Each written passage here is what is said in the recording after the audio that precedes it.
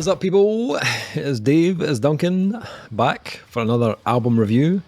And for this review, Duncan and I have been checking out the new album from Las Vegas hardcore band Spiritworld. The band's new album, Deathwestern, is out November 25th on Century Media Records. So, Deathwestern follows up the band's debut album, Pagan Rhythms, from 2021. And once again, yeah. These hardcore bands, man, honestly. Yep. Let an album breathe, please. Nope. On to the next one, Duncan.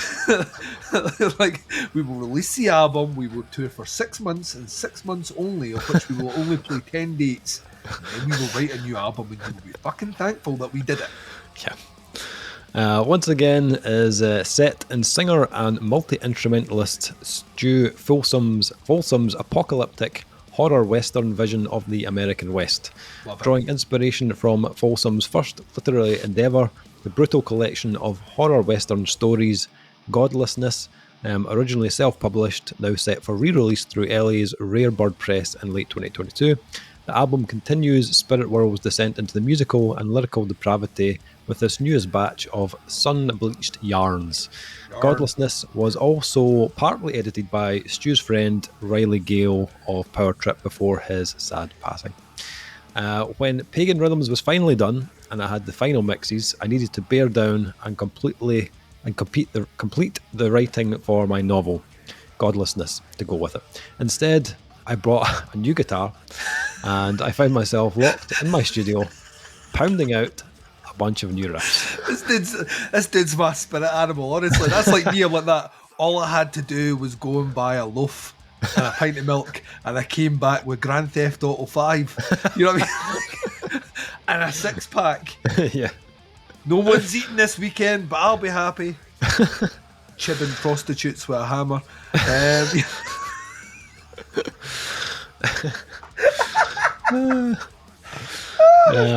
Honestly, I wrote 8 of the songs off Deathwestern in one big creative burst in the midst of finishing the short stories. So this album has this cool dynamic where things are happening at the same time as the events of Pagan Rhythms and Godlessness. That also allowed me to introduce some characters and plot points that are happening in the novel I am writing now that will complete this massive multi-medium concept that I've been sucked into for the last few years. Produced and mixed by Sam Pura, who's also worked with the story so far, and 100th, Deathwestern is a sonic breath of fresh desert air from the Sin City posse. I love huge 80s drum productions, Folsom states, and knowing that I could write the nastiest, hardest shit ever, and Thomas Prigden, Mars Volta Trash Talk, was coming back to track all the drums, gave me that extra push to take it to the next level. There are drum performances on here that I saw him do in the Panda Studios live room that I have had to rewind and loop just to wrap my brain around.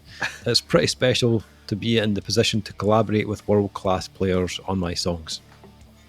The result of Folsom's work shredding is extreme metal at its most feral and cinematic. After Pagan Rhythms and writing Godlessness, I had this crazy fiction world built to draw from lyrically, and another opportunity to flesh out these characters with Deathwestern. Pagan Rhythms was very dark and apocalyptic, where Deathwestern touches on the survivors of this world wrestling with their faith as the end approaches. It's a rogues gallery of unlikely heroes, gunslingers, necrophiliac preachers, Comanches, and a train-hopping serial sodomite demon slayer. So,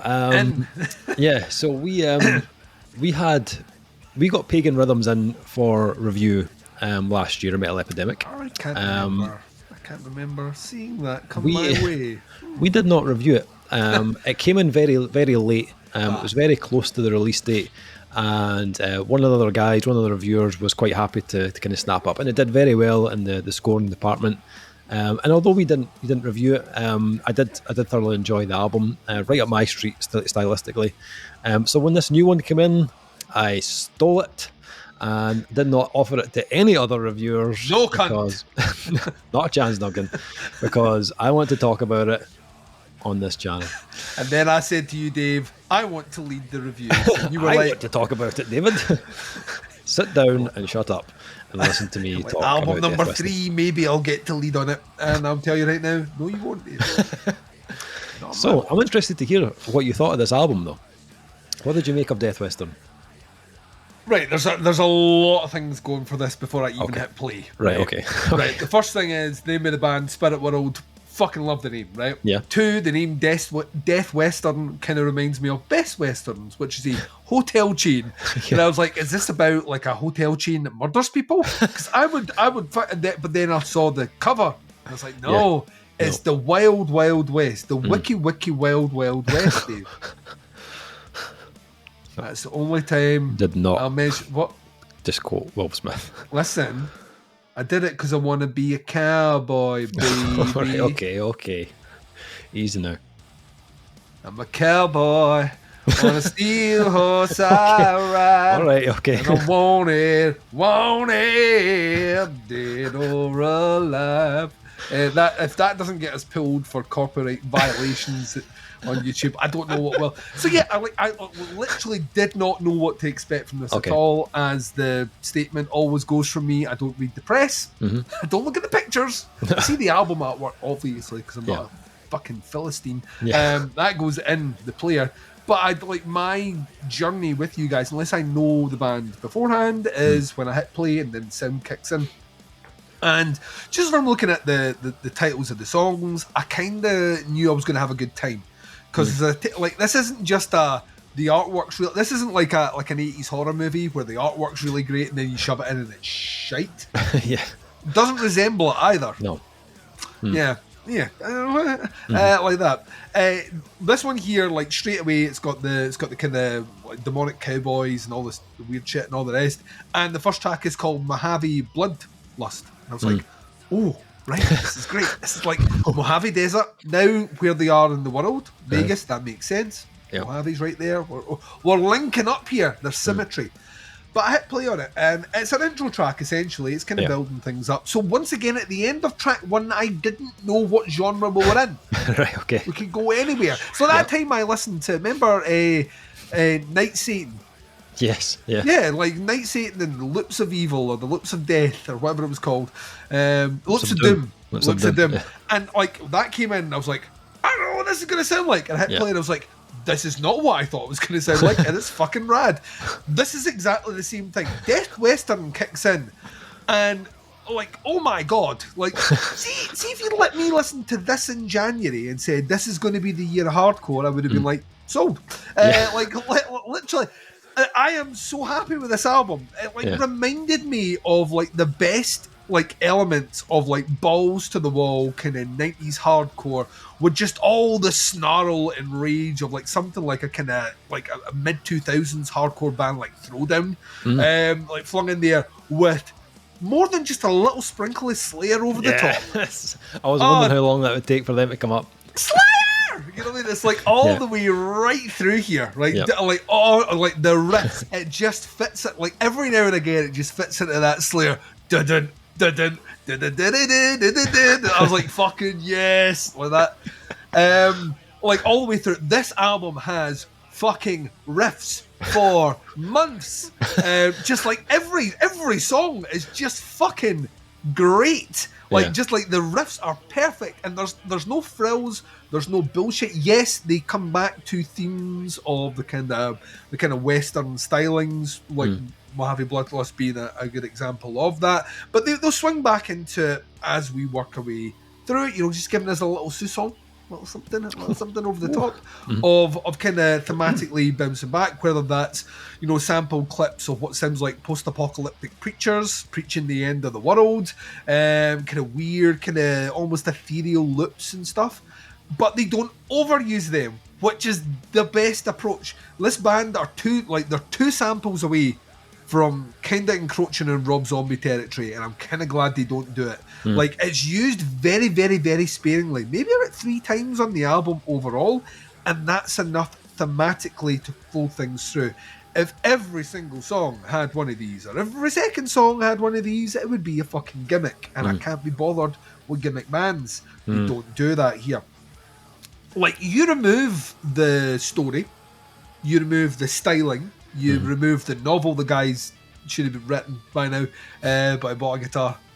Whatever. You remove that out of the way. You remove all the backstory of this one, and you put it down here. This album still punches well above a lot of hardcore we've listened to this year, and I think it's down to the fact that it's very reminiscent. It's not reinventing the formula, but what it does it really fucking well. It is laser point all the way right through here. The drumming is great. Like I did not know the Mars Volta drummer was in here.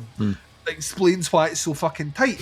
And like they will go from, and you don't get it a lot in hardcore, like really to the point where it's just like double bass, it's like fucking right across here, machine gun tight. And then the lyrics are fucking awesome. You were talking in an earlier review about like lyrics that, you know, get in the head and all the rest, and whether it's like Committee of Buzzard, but more importantly the Heretic Butcher, which has a chorus it's like I am the shield, I am the sword, and I'll carve you for the Lord, or something along those lines. I was like, oh yeah, like fucking semen everywhere, like a Guar concert, and like it hits that groove. Now, the name of the song will escape me, but there is one song in here where like he's got a great hardcore vocal as well. It's just like really, it's on the more metal side. So it's kind of, it's aggro shouting, but it's got a gruff to it. Yeah. But there's one song here where they do the Slayer dropout, so it hits into the judging, and he hits a low tone, which is very reminiscent of like a throwdown.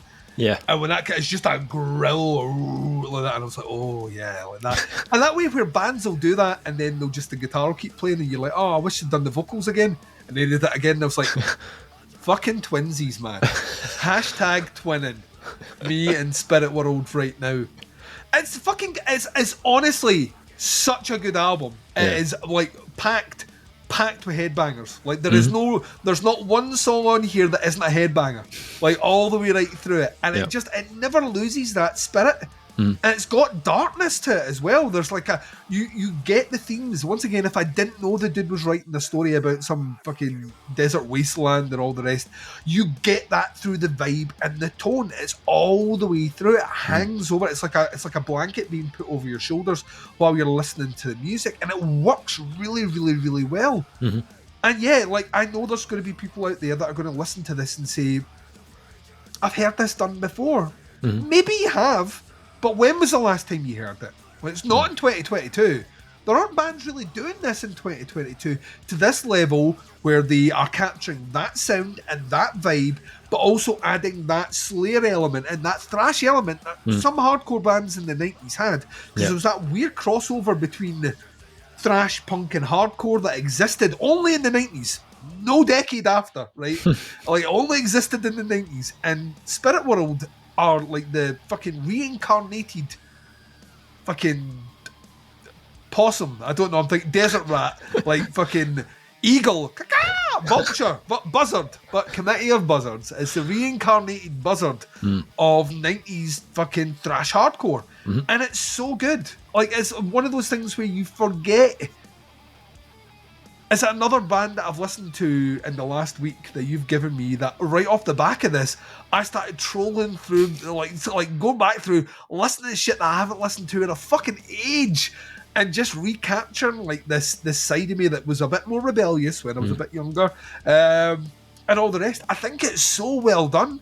I didn't know, like, to me this felt like a debut, like, because it does feel unabashedly like we have a theme, we have a style.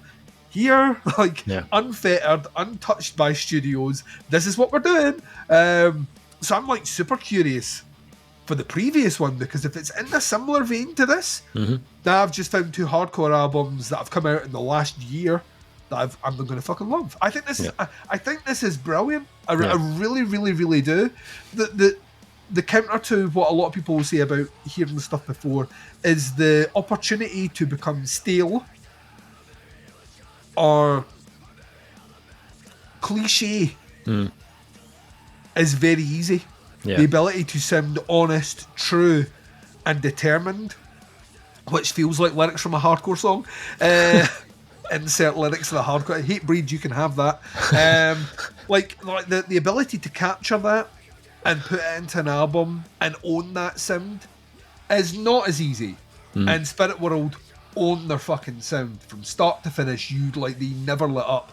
That's another album that I've had this week that just made me really fucking happy. Nice. And caused a lot of headbanging at my work desk. So I think this is great. It's why I wanted to get it in front of you, because you are the resident hardcore expert. So I imagine there's 40 bands you can liken them to. You can talk about the changes in the genre from 1989 through its almost collapse in 2001, and then its resurrection. Yeah. No, I'm genuinely like when I was listening to this, all that was going through my head is Dave's going, I fucking love this. You fucking love this. I can't imagine you didn't. Duncan, you know me. Spiritworld. It's a Davey album. They should just call it Dave World. This is 100%. Dave Western. That's the name of the album. We're going to replace that cowboy with your face, the hat. From then on, you record with a cowboy hat or not at all. Right? Damn it, I wore the wrong hat. I totally get what you're saying. You know, I could see how people will listen to this and be like, oh, I've heard stuff like this before. Arseholes, Dave. Arseholes, I agree. However, does it fuck as hard as this? I think not is the answer. I think not. This is no frills, no fucks given, hardcore with a bit of that kind of thrash streak. There's a tiny sprinkling of death metal in here as well, and just plenty of big groove-laden neck breakers. It's got like a kind of very early Hatebreed. There's a little bit of Age of Apocalypse or Integrity in there, but as you said, it's got that sprinkling of Slayer. Another band we reviewed a while ago called Plague Years, a little bit of that, a little bit of Power Trip in there as well, just a tiny wee bit. And it's just all the good shit all rolled into one. I love hardcore, absolutely love it. One of my favourite genres. But I love when bands will take a sound and just give you just so much bang for your buck, and that's what Spiritworld have done here. Like it's got the breakdowns, it's got the down tempo rhythms of punk and hardcore, but then they give you so much variety in the tempos and the rhythms by adding that and that kind of injection of fury from the kind of thrashier side and that occasional burst of death metal. The death metal is fairly kind of minimal. It's probably the genre they lean least into, but I like the fact that they just bring it in for a small section just to increase maybe the intensity for a second or make it a bit darker. There's a kind of short explosion of it in the middle of Committee of Buzzards, and it literally lasts about 10 seconds, but it's just enough to make that kind of shift in the track and change its path into something slower and more kind of devastating, and everything is just... It's just so well delivered. Like for a second album, it's so fucking well done. The riffs are really sharp, really punchy. So the rhythms, like the kind of rhythm section is so tight, really well balanced in the mix, and vocally it is just utterly savage. I think Stu Folsom is a fantastic tone. His voice suits the genre perfectly. Born for hardcore. Yeah, I mean, absolutely. you don't. That voice is like, you don't sing like that anywhere else, and it fit as snug as it does right here. 100%. And the thing about hardcore vocals is they have to be believable. You can't just phone a performance in on a hardcore album. And he absolutely delivers here. It's just, he intensifies every part of this album, and it's got the usual kind of gang vocals and stuff in places to add a bit of... Gang vocals are really good. Yeah, absolutely. I mean, my eyes roll at like, honestly, I don't mean them to, but they chant. When I start hearing them, I'm usually like, oh, here my fucking go. Yeah. But when they'll come to here, I was like, yeah, can I be in that? Can I join? Like, I'm going to start shouting in my car past people. Yeah. It's only 36 minutes or so. It uses every second of those 36 minutes. It is so relentless. It doesn't take its foot off the gas for a second, except for kind of two kind of short intros on a couple of the tracks during the album.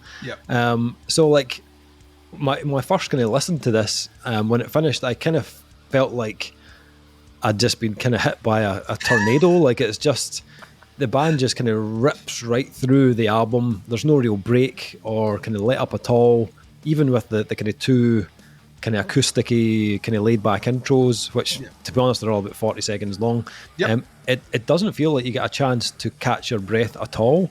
And I think that's completely intended. This isn't supposed to be a long walk on the beach type album, you know what I mean? It's like its job is to hit you like a wrecking ball, and it absolutely does. The band, they class themselves as Deathwestern. That's their kind of like their style. Oh, like that. So obviously they've named the album after that as well. And you can hear that on the last album as well. It's and their this kind of old west type streak to their sound.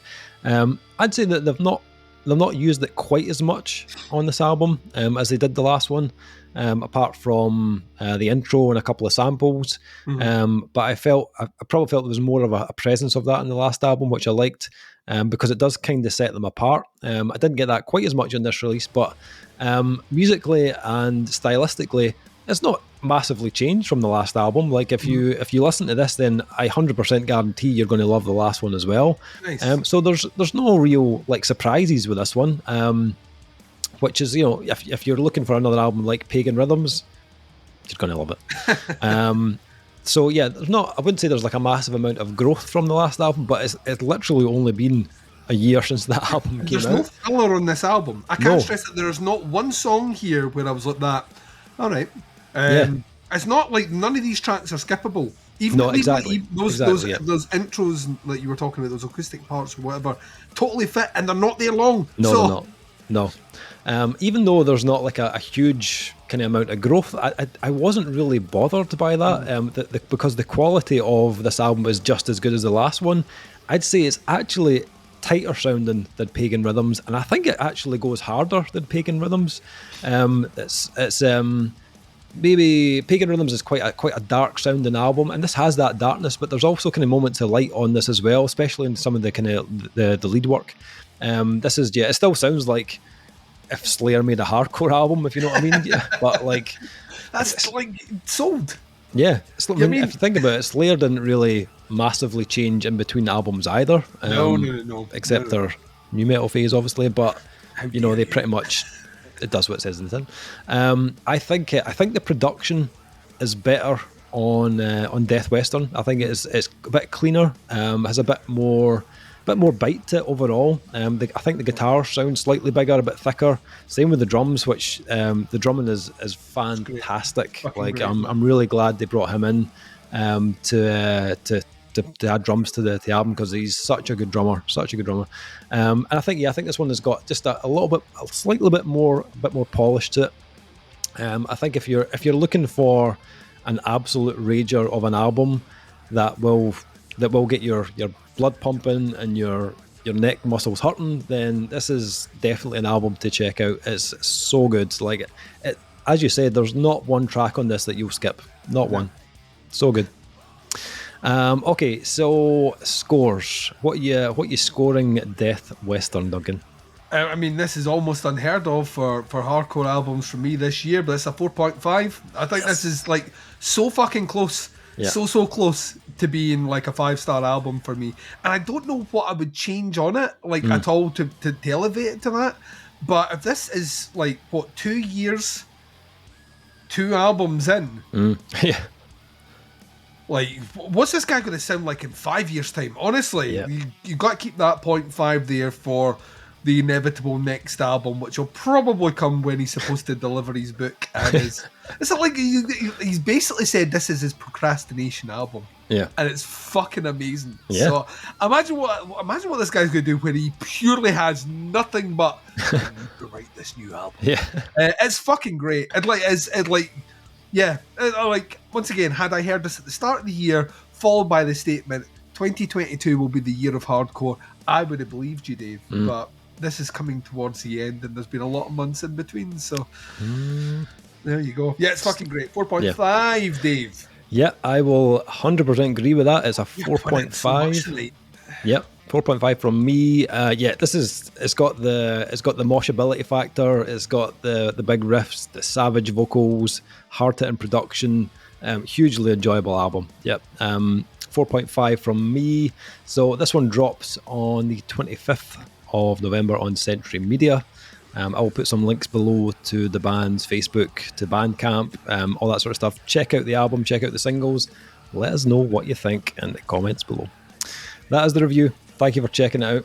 We'll be back with another review very soon, but until then, take care. Speak to you soon. Wanted, dead or alive.